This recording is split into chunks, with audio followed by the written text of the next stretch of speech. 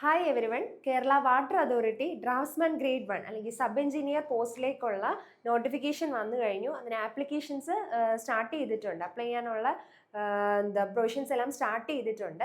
അപ്പോൾ ആ എക്സാമുമായിട്ട് റിലേറ്റ് ചെയ്തിട്ട് ഉള്ളൊരു സിലബസ് അനാലിസിസ് ആണ് നമ്മളിന്ന് ചെയ്യാൻ പോകുന്നത്, അല്ലേ? നമുക്ക് എല്ലാവർക്കും അറിയാം, സിവിലുകാർക്കും മെക്കാനിക്കലുകാർക്കും ഒരുപോലെ അപ്ലൈ ചെയ്യാൻ പറ്റുന്ന ഒരു എക്സാമാണ് Kerala water authority sub engineer എന്ന് പറയുന്നത്. അതുകൊണ്ട് തന്നെ നമ്മുടെ സിലബസിനകത്ത് പകുതി പോർഷൻസ് മെക്കാനിക്കലും പകുതി പോർഷൻസ് സിവിലുമാണ്. രണ്ടിനും ഈക്വൽ ഇമ്പോർട്ടൻസ് കൊടുത്ത് പഠിച്ചെങ്കിൽ മാത്രമേ നമുക്ക് ഈ ഒരു എക്സാമിന് നല്ലൊരു ടോപ്പ് റാങ്ക് അച്ചീവ് ചെയ്യാനായിട്ട് പറ്റത്തുള്ളൂ. അപ്പം നമുക്ക് സിലബസിലേക്ക് കടക്കാം. അതിന് മുന്നേ തന്നെ നമുക്ക് ഇതിൻ്റെ കാറ്റഗറി നമ്പർ ഒന്ന് നോക്കാം, അല്ലേ? ഈ എക്സാമിൻ്റെ കാറ്റഗറി നമ്പർ എന്ന് പറയുന്നത് 079/2026 ആണ് കാറ്റഗറി നമ്പർ. അതുപോലെ ഈ എക്സാമിന് അപ്ലൈ ചെയ്യാനുള്ള ലാസ്റ്റ് ഡേറ്റ് എന്ന് പറയുന്നത് സെപ്റ്റംബർ 2 വരെയാണ്. ഓക്കെ, സെപ്റ്റംബർ 2 വരെയാണ് നമുക്ക് ഈ ഒരു എക്സാമിന് വേണ്ടിയിട്ട് അപ്ലൈ ചെയ്യാനുള്ള ലാസ്റ്റ് ഡേറ്റ് എന്ന് പറയുന്നത്. അപ്പോൾ എല്ലാവരും എക്സാമിന് അപ്ലൈ ചെയ്യാം. ലാസ്റ്റ് ഡേറ്റ് വരെ നോക്കിയിരിക്കാതെ ഇപ്പോൾ തന്നെ എക്സാമിന് അപ്ലൈ ചെയ്യാം. അപ്പോൾ നമുക്ക് സിലബസിലേക്ക് കടക്കാം. ആദ്യം പാർട്ട് 1 പാർട്ട് 2 ആയിട്ടാണ് കൊടുത്തേക്കുന്നത്. പാർട്ട് 1 എന്താണ്, മെക്കാനിക്കലിൻ്റെ പോർഷൻസ് ആണ്. പാർട്ട് 2 സിവിലിൻ്റെ പോർഷൻസ് ആണ്. പറഞ്ഞ പോലെ തന്നെ പാർട്ട് 1 മെക്കാനിക്കലിന് 50 മാർക്കിനാണ് മെക്കാനിക്കലിൻ്റെ സിലബസ് കൊടുത്തേക്കുന്നത്.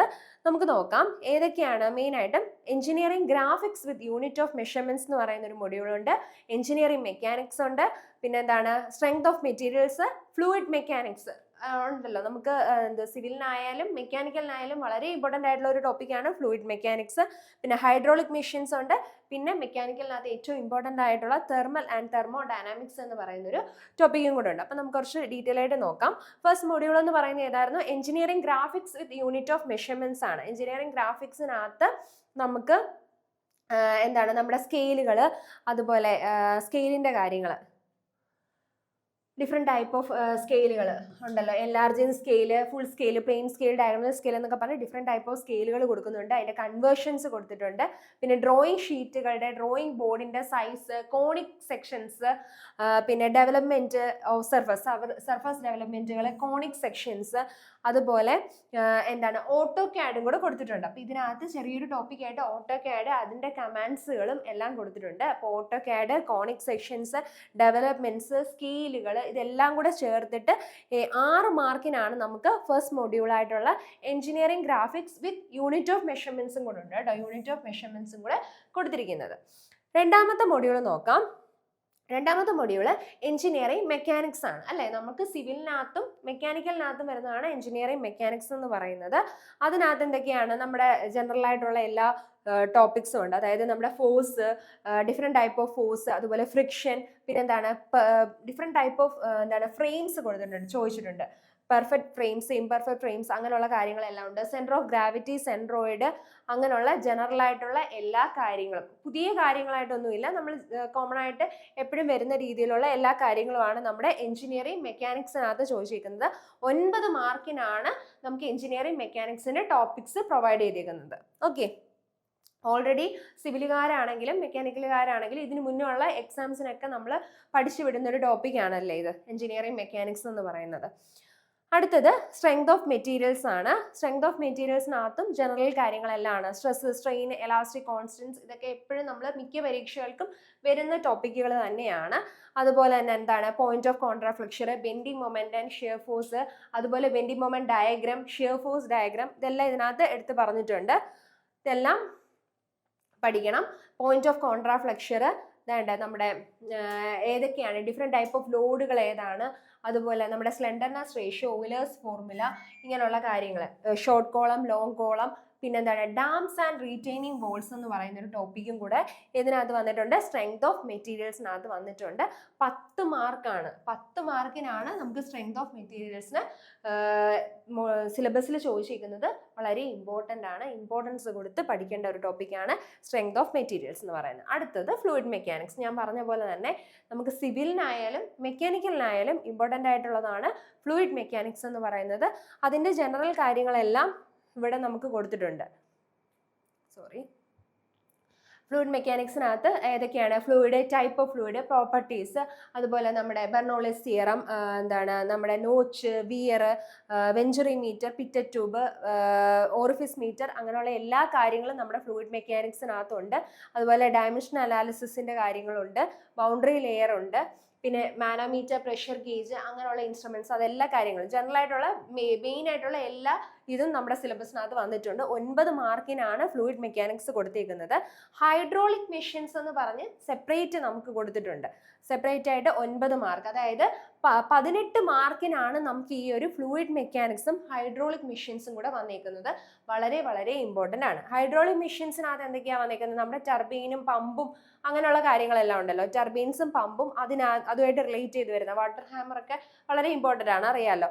ആ കാര്യങ്ങളെല്ലാമാണ്. ഡിഫറെൻറ്റ് ടൈപ്പ് ഓഫ് ടർബൈനുകൾ, പമ്പുകൾ, ഇതെല്ലാം കൂടെ ചേർത്തിട്ട് ഒരു മൊഡ്യൂളായിട്ട് ഹൈഡ്രോളിക് മെഷീൻസ് എന്ന് പറഞ്ഞ് 9 മാർക്കിനാണ് നമുക്ക് സിലബസ് വന്നിരിക്കുന്നത്. പിന്നെ നമ്മുടെ മെക്കാനിക്കലിനകത്ത് ലാസ്റ്റ് ടോപ്പിക് എന്ന് പറയുന്നത് തെർമൽ ആൻഡ് തെർമോഡൈനാമിക്സ് ആണ്.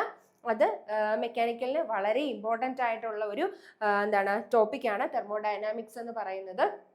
സിവിലുകാർക്ക് അത്ര പരിചിതമല്ലായിരിക്കാം, പക്ഷേ എന്തായാലും ഈ ടോപ്പിക്സ് എല്ലാം സിവിലും മെക്കാനിക്കലും പോർഷൻസ് ഇമ്പോർട്ടൻ്റ് ആയിട്ട് നമ്മൾ അത്രയും ഇമ്പോർട്ടൻസ് കൊടുത്ത് തന്നെ പഠിക്കണം, ഒരേ വെയിറ്റേജിൽ പഠിക്കണം. തെർമോഡൈനാമിക്സിനകത്ത് ഏതൊക്കെയാണ്? തെർമോഡൈനാമിക്സിനകത്ത് ഇമ്പോർട്ടൻ്റ് ആയിട്ടുള്ള തെർമോഡൈനാമിക് സിസ്റ്റംസ് ചോദിച്ചിട്ടുണ്ട്. അതുപോലെ first, second and third law of thermodynamics ഉണ്ട്. എനർജി ബാലൻസ് ഇക്വേഷൻസ് ഉണ്ട്. അതുപോലെ നമ്മുടെ ഡിഫറെൻറ്റ് സൈക്കിളുകളുണ്ട്. Diesel cycle, Otto cycle, Carnot cycle, അങ്ങനെയുള്ള കാര്യങ്ങളെല്ലാം ഉണ്ട്. PVTS ഡയഗ്രാംസ് ഉണ്ട്. പിന്നെന്താണ് സോളാർ പവർ, ടൈഡൽ പവർ, ഇതൊക്കെ ഇപ്പം ഇമ്പോർട്ടൻ്റ് ആയിട്ടുള്ള ടോപ്പിക്കുകളാണ്, അല്ലെ, റെലവൻ്റ് ആയിട്ടുള്ള ടോപ്പിക്കുകളാണ്. അപ്പം ഇതെല്ലാം നമ്മുടെ മൊഡ്യൂളിനകത്ത് ചോദിച്ചിട്ടുണ്ട്. 6ാമത്തെ മൊഡ്യൂളിൽ ചോദിച്ചിട്ടുണ്ട്. Geothermal power and windmills 7 മാർക്കിനാണ് നമുക്ക് തെർമോഡൈനാമിക്സിൽ നിന്ന് പോർഷൻസ് വന്നേക്കുന്നത്. അപ്പം നമ്മൾ മെക്കാനിക്കൽ നോക്കുമ്പോഴത്തേക്കും നമുക്ക് ഈ ഒരു fluid mechanics and hydraulic machines എന്തായാലും സ്കിപ്പ് ചെയ്യാതെ പഠിക്കണം. 18 മാർക്കാണ് ഇതിന് രണ്ടും കൂടെ ഉള്ളത്. പിന്നെ നമ്മുടെ സ്ട്രെങ്ത് ഓഫ് മെറ്റീരിയൽസിന് 10 മാർക്കിനാണ് ചോദിച്ചിരിക്കുന്നത്. അതുപോലെ എഞ്ചിനീയറിംഗ് മെക്കാനിക്സും 9 മാർക്ക്. കുറച്ച് വെയിറ്റേജ് കുറവുള്ളത് ഈ ഫസ്റ്റ് മൊഡ്യൂളിന് മാത്രമാണ്. ബാക്കി എല്ലാം അത്യാവശ്യം നല്ല വെയിറ്റേജോട് കൂടിയാണ് ചോദിച്ചിരിക്കുന്നത്. അപ്പം ഒരു ടോപ്പിക്കും സ്കിപ്പ് ചെയ്യരുത്. പറ്റുന്ന രീതിയിൽ എല്ലാ ടോപ്പിക്കും കവർ ചെയ്ത് തന്നെ പഠിക്കുക. പിന്നെ വെയിറ്റേജ് കൂടുതലുള്ളത്, ഇപ്പം സ്ട്രെങ്ത് ഓഫ് മെറ്റീരിയൽസിന് 10 മാർക്കുണ്ട്, അപ്പം അതിന് കുറച്ചും കൂടെ ടൈം സ്പെൻഡ് ചെയ്ത് പഠിക്കുക. അടുത്തത് നമുക്ക് സിവിലിൻ്റെ ടോപ്പിക്സ് നോക്കാം. ഇപ്പം 50 മാർക്ക് നമ്മൾ മെക്കാനിക്കലിൻ്റെ നോക്കി. അടുത്ത 50 മാർക്ക് നമുക്ക് സിവിലിൻ്റെയാണ് നമ്മൾ നോക്കാനുള്ളത്. സിവിലിൻ്റെത് നമുക്കറിയാലോ, സർവേയിങ് സിവിലിനെ സംബന്ധിച്ചിടത്തോളം സർവേയിങ്, അതുപോലെ കൺസ്ട്രക്ഷൻ മെറ്റീരിയൽസ് ആൻഡ് എഞ്ചിനീയറിങ്, ഇതെല്ലാം എല്ലാ എക്സാംസിനും നമ്മൾ കൂടുതൽ വെയിറ്റേജ് കൊടുത്ത് പഠിക്കുന്ന സബ്ജക്റ്റുകൾ തന്നെയാണ്. ഇവിടെ അങ്ങനെയാണ് ചോദിച്ചിരിക്കുന്നത്. സർവേയിങ്ങിന് 8 മാർക്കിനാണ്. നമുക്ക് അവിടെ 6 മൊഡ്യൂളായിരുന്നു ഉള്ളത്, ഇവിടെ 7 മൊഡ്യൂളാണുള്ളത്. സർവേയിങ്ങിന് 8 മാർക്കാണ്. കൺസ്ട്രക്ഷൻ മെറ്റീരിയൽസ് ആൻഡ് എഞ്ചിനീയറിംഗ് 10 മാർക്കിനാണ് നമുക്ക് സിലബസ് വന്നിരിക്കുന്നത്. പിന്നെ ബിൽഡിംഗ് പ്ലാനിങ് ആൻഡ് ഡ്രോയിങ് ഉണ്ട്, അതിന് 5 മാർക്കേ ഉള്ളൂ. പിന്നെ concrete technology 7, structural design 6, quantity സർവേയിങ്ങും ചോദിച്ചിട്ടുണ്ട്, അത് 8, കൺസ്ട്രക്ഷൻ മാനേജ്മെന്റ് 6 മാർക്കിന്. ഈ കൺസ്ട്രക്ഷൻ മാനേജ്മെന്റിനൊക്കെ ഈ കഴിഞ്ഞ കുറേ എക്സാംസിനൊക്കെ കുറേ ക്വസ്റ്റ്യൻസ് ഒക്കെ വന്നിട്ടുണ്ട്. അപ്പം അതൊന്നും സ്കിപ്പ് ചെയ്യാതെ പഠിക്കണം. കൺസ്ട്രക്ഷൻ മാനേജ്മെന്റിനും ഇമ്പോർട്ടൻസ് കൊടുത്ത് പഠിക്കണം. 6 മാർക്കാണുള്ളത്. സർവേയിങ്ങിനകത്ത് ജനറലി ഉള്ള എല്ലാ കാര്യങ്ങളും ഉണ്ട്. ലെവലിങ്, കോണ്ടൂറിങ്, തിയോഡലൈറ്റ്, പിന്നെ നമ്മുടെ പ്ലെയിൻ ടേബിൾ സർവേ പറഞ്ഞിട്ടില്ല. ബാക്കി എല്ലാ കാര്യങ്ങളും എല്ലാ എക്സാംസിൻ്റെയും കൂട്ടി സർവേയിങ്ങിൽ ചോദിച്ചിട്ടുണ്ട്. പിന്നെ നമ്മുടെ കർവുകളും എടുത്ത് ചോദിച്ചിട്ടുണ്ട്. കർവിനകത്ത് എല്ലാ കാര്യങ്ങളും ചോദിച്ചിട്ടുണ്ട്. Different type of curve, components of curve ഒക്കെ വളരെ ഇമ്പോർട്ടൻ്റ് ആണ്, അതും ചോദിച്ചിട്ടുണ്ട്. പിന്നെ മോഡേൺ സർവേയിങ് എക്യുപ്മെന്റ്സ് എന്ന് പറഞ്ഞ് സ്പെഷ്യലായിട്ട് എടുത്ത് ചോദിച്ചിട്ടുണ്ട്. അതായത് നമ്മുടെ ടോട്ടൽ സ്റ്റേഷൻ, GPS, GIS, അതുപോലെ റിമോട്ട് സെൻസിങ്, ഇതെല്ലാം ഇതിനകത്ത് വരുന്നുണ്ട്. ഇലക്ട്രോണിക് തിയോഡലൈറ്റ്, ഇതെല്ലാം കൂടെ ചേർന്നിട്ട് മോഡേൺ സർവേയിങ് എക്യുപ്മെന്റ്സ്, ഇതെല്ലാം കൂടെ ചേർത്തിട്ടാണ് നമുക്ക് 8 മാർക്കിന് ചോദിച്ചിരിക്കുന്നത്. അതായത് മോഡേൺ സർവേയിങ് എക്യുപ്മെന്റ്സും പിന്നെ ജനറലി ഉള്ള നമ്മുടെ കർവും, തിയോഡലൈറ്റ്, പ്ലെയിൻ ടേബിൾ അല്ല, ലെവലിങ്, കോണ്ടൂറിങ്, ഇതെല്ലാം കൂടെ ചേർത്തിട്ട് നമുക്ക് 8 മാർക്കിനാണ് സർവേയിങ്ങിന്റെ ടോപ്പിക്സ് വന്നേക്കുന്നത്. വളരെ വാസ്റ്റ് ആയിട്ടുള്ള ഒരു സിലബസ് ആണ്, ഒരുപാട് കാര്യങ്ങൾ പഠിക്കാനുണ്ട്. 2ാമത്തെ module building planning and drawing ആണ്. അതിനകത്ത് നമ്മുടെ ജനറൽ ആയിട്ടുള്ള കാര്യങ്ങളെല്ലാം ഉണ്ട്. അതായത് നമുക്ക് അഡീഷണൽ ആയിട്ട് വരുന്നത് ഈ പ്ലംബിംഗ് ലേഔട്ട് ഈ കാര്യങ്ങളൊക്കെ നമുക്ക് അഡീഷണൽ ആയിട്ട് വരുന്നത്. ഇത് അങ്ങനെ അധികം കണ്ടിട്ടില്ലാത്തതാണ് പ്ലംബിംഗ് ലേഔട്ട് ഒക്കെ. ബാക്കിയെല്ലാം അതായത് building rules and building bylaws ഇതൊക്കെ നമ്മൾ എല്ലാ എക്സാംസിന് വേണ്ടിയിട്ടും പഠിക്കുന്നതാണ്. കുറേ നമുക്ക് വാല്യൂസും കാര്യങ്ങളും ഒക്കെ ഉണ്ട്, അതെല്ലാം ഇമ്പോർട്ടൻ്റ് ആയിട്ട് പഠിക്കണം. പിന്നെ ഇതിനകത്ത് കുറച്ച് കോഡുകളുടെ, അതായത് ചില ടോപ്പിക്കുകളിൽ കോഡ്സ് എന്ന് എടുത്തു പറഞ്ഞിട്ടുണ്ട്. അപ്പം ആ കോഡുകളെല്ലാം നമ്മൾ എന്ത് ചെയ്യണം, കൃത്യമായിട്ട് പഠിക്കണം. ഈ കോഡുമായിട്ട് റിലേറ്റ് ചെയ്തിട്ടുള്ള ടോപ്പിക് എന്നും കൊടുത്തിട്ടുണ്ട്, അതും പഠിക്കണം. ഓക്കെ. പിന്നെ KMBR KPBR റൂൾസ് എല്ലാം പറയുന്നുണ്ട്. ഇതെല്ലാം കൂടെ ചേർത്തിട്ട് നമുക്ക് 5 മാർക്കിനാണ് ബിൽഡിംഗ് പ്ലാനിങ് ആൻഡ് ഡ്രോയിങ് എന്ന് പറയുന്നത്. ബാക്കിയുള്ളതിനെ കമ്പയർ ചെയ്യുമ്പോൾ മാർക്ക് കുറവുള്ളതാണ് ബിൽഡിംഗ് പ്ലാനിങ് ആൻഡ് ഡ്രോയിങ്. പക്ഷെ 5 മാർക്കിനും അതിൻ്റെതായിട്ടുള്ള വാല്യൂ ഉണ്ട്. അപ്പം ഈ ടോപ്പിക്സും കവർ ചെയ്യണം. അടുത്ത മോഡ്യൂൾ, മൂന്നാമത്തെ module construction materials and engineering ആണ്. ജനറലി ഉള്ള എല്ലാ ടോപ്പിക്സും ചോദിച്ചിട്ടുണ്ട്. നമ്മുടെ brick masonry, stone masonry, brick, door, window, അങ്ങനെ എല്ലാ കാര്യങ്ങളും, ഫ്ലോർ ടൈപ്സ്, ഫ്ലോറിങ്, അങ്ങനെയുള്ള എല്ലാം നമുക്ക് കൊടുത്തിട്ടുണ്ട്. അതുകൂടാതെ കുറച്ച് അഡീഷണൽ ആയിട്ടുള്ള കുറച്ച് ടോപ്പിക്കുകളും കൂടെ വന്നിട്ടുണ്ട്. അതായത് നമ്മുടെ ലൈമ്, സ്റ്റോണ്, അങ്ങനെയുള്ള എല്ലാം ഉണ്ട്. അതുപോലെ ഈ ഓട്ടോക്ലേവ് എയറേറ്റഡ് കോൺക്രീറ്റ് എന്നൊക്കെ പറഞ്ഞ് കുറച്ച് പോർഷൻസ് ചോദിച്ചിട്ടുണ്ട്. അതൊന്നും അധികം നമ്മൾ കണ്ടിട്ടില്ലാത്തതാണ്. ഇതെല്ലാം ഇതൊക്കെ manufacturing process of burned clay brick, fly ash brick, autoclave aerated concrete blocks, ഇതൊക്കെ എടുത്ത് ചോദിച്ചിട്ടുണ്ട്. ഇതിനൊക്കെ ഇമ്പോർട്ടൻസ് കൊടുത്ത് തന്നെ പഠിക്കണം.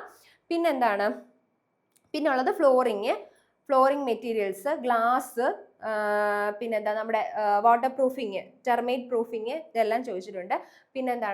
പ്ലാസ്റ്റർ ഓഫ് പാരീസിന്റെ കോൺസ്ട്രൻസ് ആൻഡ് യൂസസ്, അതുപോലെ പ്ലാസ്റ്റർ ഓഫ് പാരീസിങ് ഫിനിഷിംഗ് ബോർഡ്സ്, ഇതും ചോദിച്ചിട്ടുണ്ട്. അപ്പം അഡീഷണൽ ആയിട്ട് വരുന്ന പുതിയ കാര്യങ്ങളെ മാർക്ക് ചെയ്ത് അതിന് കുറച്ചും കൂടെ ടൈം സ്പെൻഡ് ചെയ്ത് പഠിക്കണം. അത് കഴിഞ്ഞിട്ടുള്ളത് ഇൻഡസ്ട്രിയൽ വേസ്റ്റ് മെറ്റീരിയൽസ്. ഈ ഒരു പോർഷനും അധികം നമ്മൾ അങ്ങനെ എക്സാംസിന് പ്രിപ്പയർ ചെയ്തിട്ടില്ലാത്തതാണ്. Industrial waste materials, fly ash, blast furnace slag, agro waste materials, ഈ കാര്യങ്ങൾ എടുത്തു പറഞ്ഞിട്ടുണ്ട്. അപ്പോൾ ഇതും നമുക്ക് ബിൽഡിംഗ് മെറ്റീരിയൽസ് ആൻഡ് കൺസ്ട്രക്ഷനകത്ത് വരുന്ന ടോപ്പിക്കുകളാണ്. പിന്നെ ഞാൻ പറഞ്ഞില്ലേ, ഈ കോഡ് എടുത്ത് പറഞ്ഞ് ചില ടോപ്പിക്സ് പറഞ്ഞിട്ടുണ്ട്, അതും നോക്കണം. ഒരുപാട് കാര്യങ്ങൾ ബിൽഡിംഗ് മെറ്റീരിയൽസ് ആൻഡ് കൺസ്ട്രക്ഷനകത്ത് നമുക്ക് പഠിക്കാനുണ്ട്. ഓക്കെ. ബാക്കി നമ്മുടെ ഡോറ്, വിൻഡോ, റൂഫ്, അങ്ങനെയുള്ള കാര്യങ്ങളാണ്. എല്ലാം കൂടെ 10 മാർക്കിനാണ്. 10 മാർക്കിനാണെങ്കിൽ ഒരുപാട് കാര്യങ്ങൾ ഇതിനകത്ത് പഠിക്കാനുണ്ട്. അടുത്തത് നമ്മുടെ കോൺക്രീറ്റ് ടെക്നോളജിയാണ്. കോൺക്രീറ്റ് ടെക്നോളജിക്കകത്തും നമ്മുടെ സിമെന്റിന്റെ ടൈപ്പ്, അതിന്റെ സ്ട്രെങ്ത്, പിന്നെ അഗ്രിഗേറ്റ്സ്, പിന്നെ അങ്ങനെ കുറേ കാര്യങ്ങൾ പഠിക്കാനുണ്ട്. അതുപോലെ തന്നെ നമ്മുടെ കോഡ്, ഞാൻ നേരത്തെ പറഞ്ഞ പോലെ തന്നെ ആസ് പെർ IS 456 എന്ന് പറയുന്നുണ്ട്. അതേപോലെ കോഡുകൾ ഏതാണെന്നുള്ളതും ചോദിച്ചിട്ടുണ്ട്. കോഡ്സ് എടുത്ത് ചോദിച്ചിട്ടുണ്ട്. നമുക്ക് ഈ സിമെന്റിനകത്തൊക്കെ കുറേ കോഡുകൾ പഠിക്കാനുണ്ട്. ആ കോഡെല്ലാം ഇമ്പോർട്ടൻ്റ് ആണ്, കാരണം സിലബസിനകത്ത് എടുത്ത് കോഡിനെ പറ്റി പറഞ്ഞിട്ടുണ്ട്. അത് നോക്കി സിലബസ് വെരിഫൈ ചെയ്ത് തന്നെ വേണം നിങ്ങൾ പഠിക്കാനായിട്ട്. പിന്നെ നമ്മുടെ കോൺക്രീറ്റിനകത്തുള്ള ടെസ്റ്റ്, ഡിസ്ട്രക്റ്റീവ് ടെസ്റ്റും നോൺ ഡിസ്ട്രക്റ്റീവ് ടെസ്റ്റുകളും എല്ലാം പറയുന്നുണ്ട്. ഇതെല്ലാം കൂടെ ചേർത്തിട്ടാണ് ഏത് വന്നേക്കുന്നത്, മൊഡ്യൂൾ 4 എന്ന് പറയുന്നത്. മൊഡ്യൂൾ 4 കോൺക്രീറ്റ് ടെക്നോളജി വന്നേക്കുന്നത്. എല്ലാ പോർഷൻസും കവർ ചെയ്യണം. അടുത്തത് ഇറിഗേഷൻ എഞ്ചിനീയറിംഗ് ആണ്. ഇറിഗേഷൻ എഞ്ചിനീയറിംഗിന് 7 മാർക്കാണ്. ഇറിഗേഷൻ എഞ്ചിനീയറിംഗിനകത്ത് ജനറൽ ആയിട്ടുള്ള എല്ലാ ടേംസുകളും, ഡൈവേഷൻ ഹെഡ് വർക്കുകളും, ഇതെല്ലാം ചേർത്തിട്ടാണ് ഇറിഗേഷൻ എഞ്ചിനീയറിംഗിനകത്ത് വന്നിരിക്കുന്നത്. അഡീഷണൽ ആയിട്ട് അങ്ങനെ ടോപ്പിക്സ് ഒന്നും വരുന്നില്ല. പിന്നുള്ളത് സ്ട്രക്ചറൽ ഡിസൈൻ ആണ്. സ്ട്രക്ചറൽ ഡിസൈൻ എന്ന് പറഞ്ഞിട്ട് നമുക്ക് 6 മാർക്കിനാണ് വന്നേക്കുന്നത്. ഇതിനകത്ത് നമ്മുടെ സ്ലാബ്, കോളം, പിന്നെ RCC മെമ്പേഴ്സ്, പിന്നെ നമ്മുടെ limiting values, limiting moment of resistance, പിന്നെ ലിമിറ്റ് സ്റ്റേറ്റ് മെത്തേഡ്, ഇതെല്ലാം ചോദിച്ചിട്ടുണ്ട്. ഇതെല്ലാം കൂടെ ചേർത്തിട്ടാണ് 6 മാർക്കിന് സ്ട്രക്ചറൽ ഡിസൈൻ വന്നേക്കുന്നത്. നമുക്ക് 7 മൊഡ്യൂൾസ് ആണ് മൊത്തം സിവിൽ എഞ്ചിനീയറിംഗിനകത്ത് വന്നേക്കുന്നത്.